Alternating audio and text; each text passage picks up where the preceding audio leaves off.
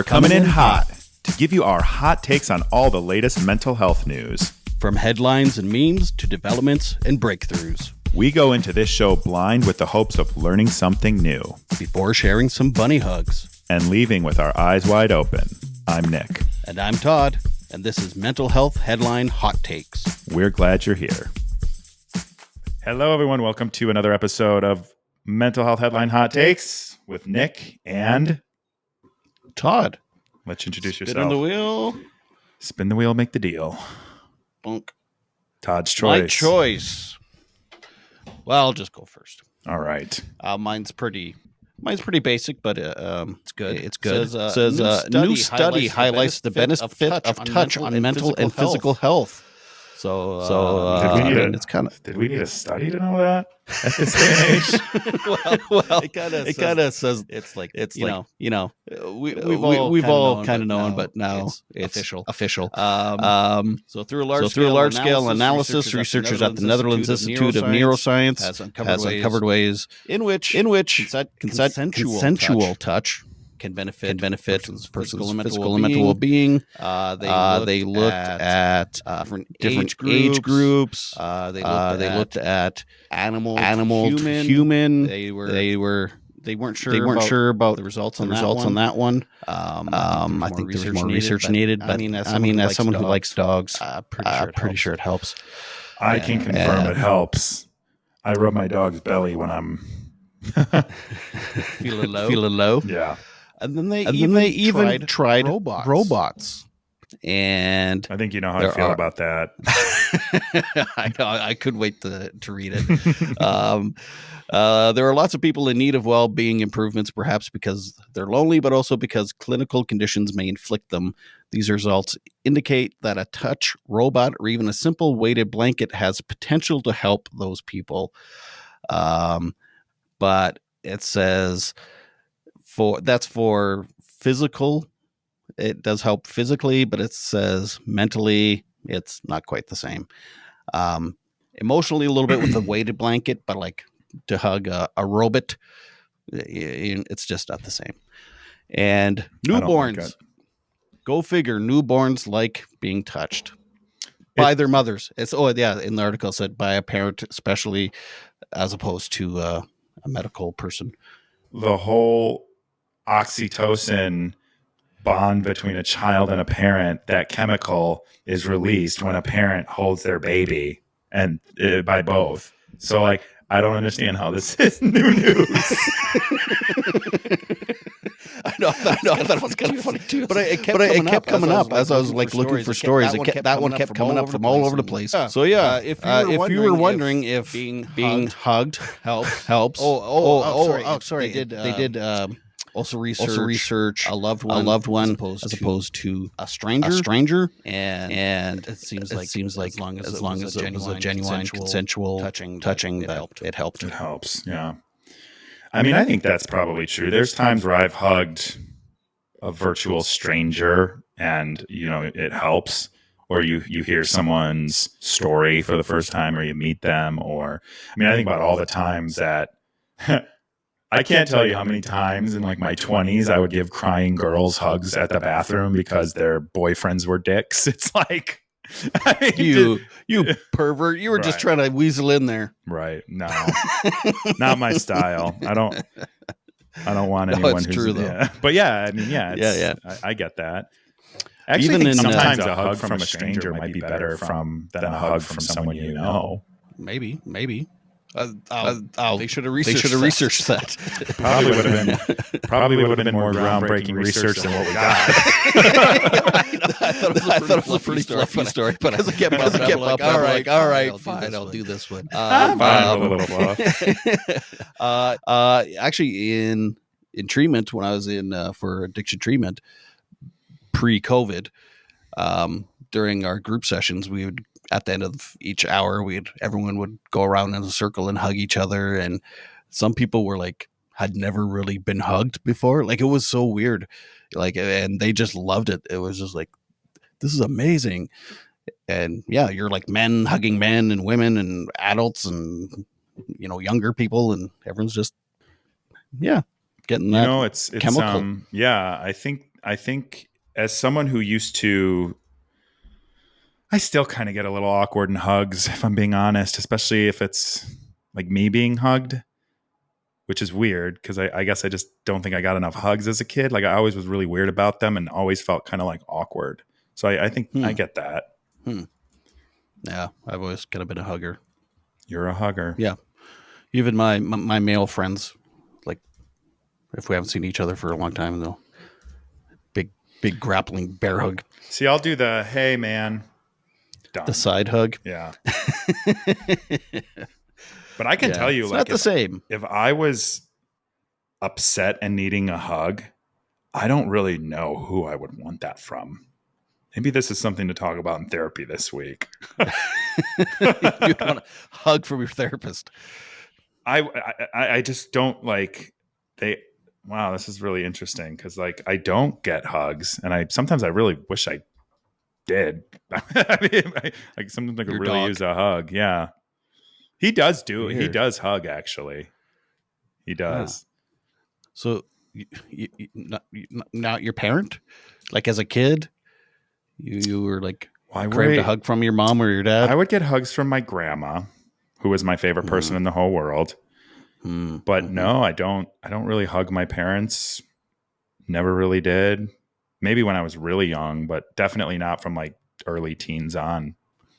Do you ever say "I love you" to your parents, Oh. or they say it to you?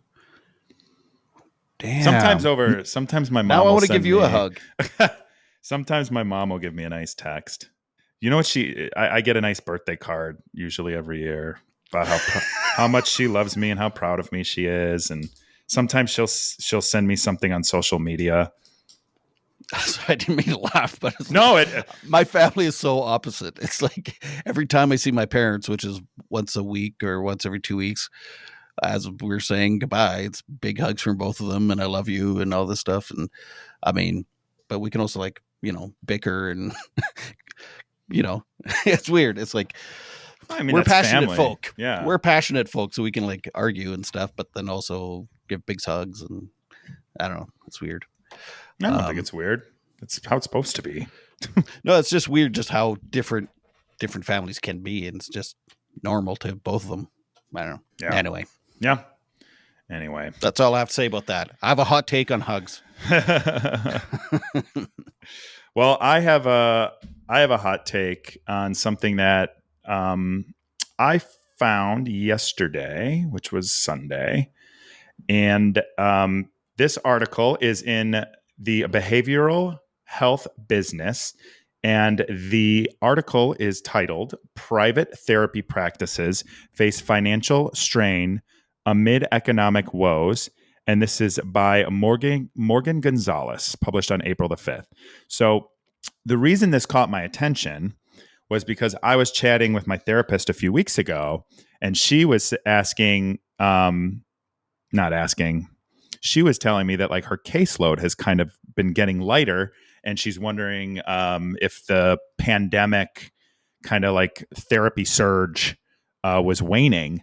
And I said to her in response, I don't even remember how. I think I asked her, what did I don't even remember how we got into this conversation, but I said I actually believe that inflation, the economy, and all of this stuff has made therapy somewhat disposable, like right, wrong, or indifferent. But when you're looking at, I use the example, I buy pasture raised, organic, grass fed, everything I can for my physical health. So keep in mind, I'm buying pasture raised organic eggs. But these pasture raised organic eggs I've been buying for like 10 years. They were $4.99 until 2 years ago, maybe. Now they're $9.99 a dozen at the same grocery store. And I was thinking to myself, I'm like, when I was not having a successful job, the only reason I was able to continue seeing her is because we made a payment plan that made it accessible to me still. But that would have been one of the first things that I had to cut, which is awful because it's at a time when you need it the most. So Yeah. when I said, I'm like, I wonder if it has more to do with people having less disposable income. And unfortunately, we live in a world where therapy for some people is disposable, right? It's a disposable luxury kind of thing that is accessible. So now if your paycheck's not going as far, that co-payment is gone, or I think there's a lot more people unemployed than what we're thinking from what's reported. So I think there's a lot of people that don't have insurance, all of this stuff. But anyway, so I saw this article and it made me think about that. And what it says in here is the financial stability of the private therapy practices is increasingly precarious, and the majority of therapists are reporting anxiety over the economic climate. Almost 85% of private practice therapists are concerned the economy is impacting their practice in 2024, according to a study conducted by mental health-focused accounting startup Herd.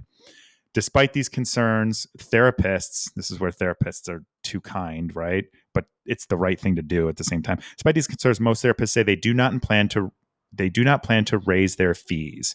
They're worrying that they're worrying that raising fees will make services inaccessible to clients, and while others may see it as a fast way to improve their bottom line. So survey takers, there were over 2,000 of the therapists in all 50 states, say that they are making less gross income in 2023 than they were before. So wow, here we go. Thanks. Yeah. Thanks, AI. Right. Well, yeah. Enter AI therapists, and I'll find something to talk about that again next week, because I think that's an every few week thing for me. But yeah, so I'm sure that has something to do with it. Actually, like you said, absolutely. It's probably inflation plus apps plus online therapy, and yeah. And then they say 43% of them said they had to generate income from other methods besides therapy. So they're supervising, they're following, they're teaching, they're speaking, they're doing consulting, they're doing coaching, they're doing trying to grow their social media, which I think there's a cool topic that we can tackle another time about, what are the ethical guidelines for therapists on social media? I think is very interesting.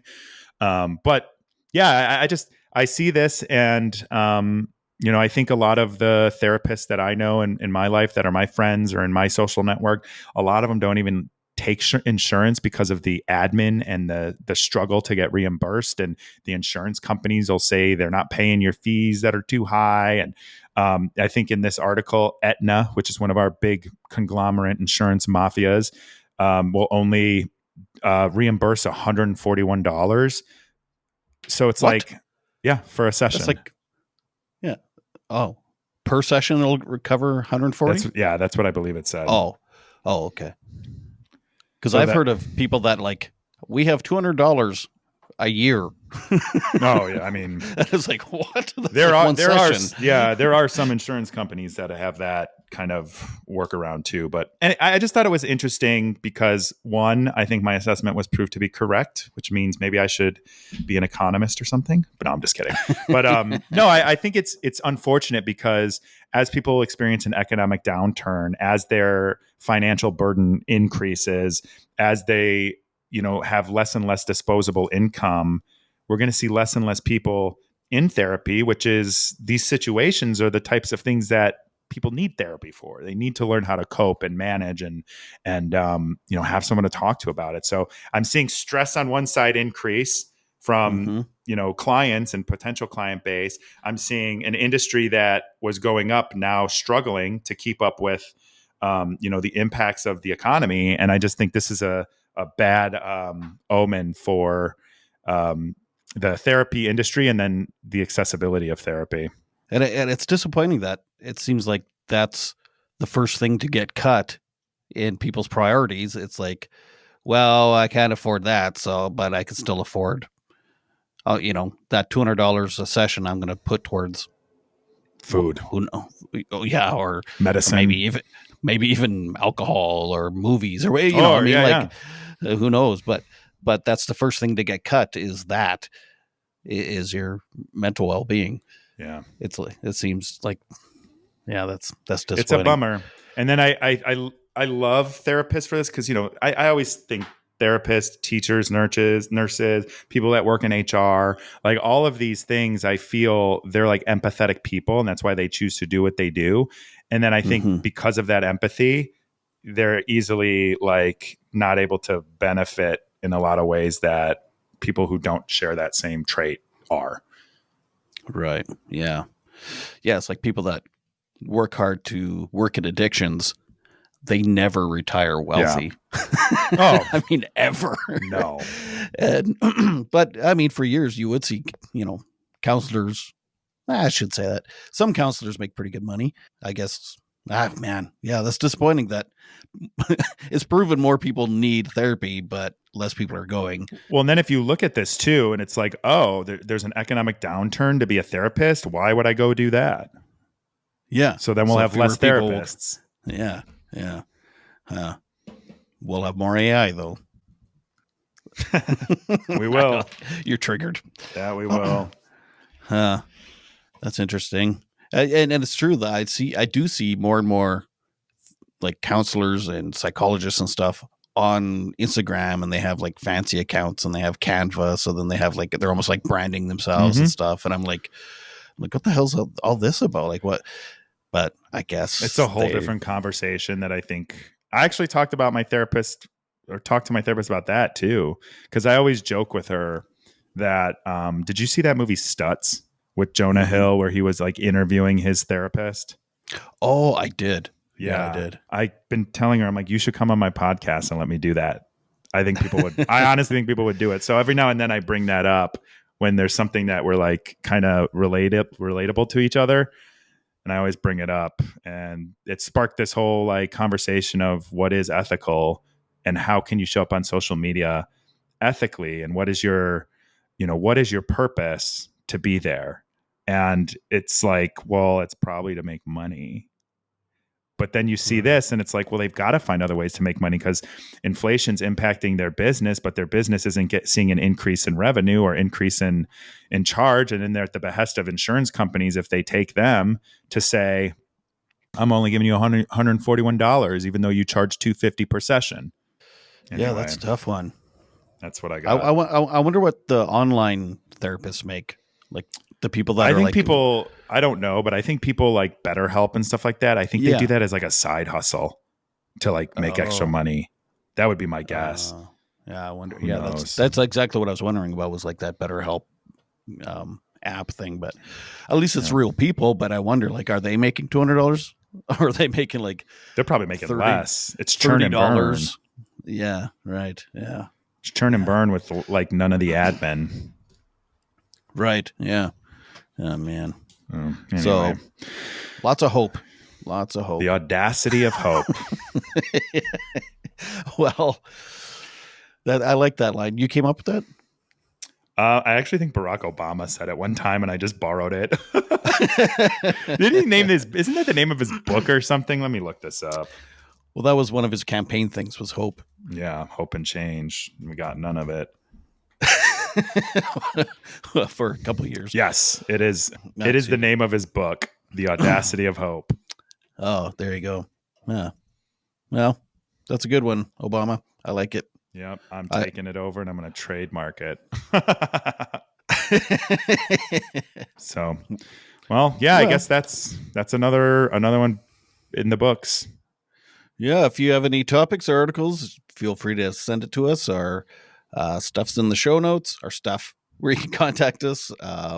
Thanks for listening, and I hope we didn't bum you out too much. And I hope you have a hot take. Yeah, tell us your hot takes on the stuff we're talking about too. I know. I love when people message me about them. Yeah. All right. Until next time. Peace. This has been our mental health headline hot takes. We're so glad you came. Remember, when you heal yourself, you heal the world. Be sure to like this video, leave comments, and suggest articles for future episodes. Hit subscribe to Eyes Wide Open and Bunny Hugs and Mental Health.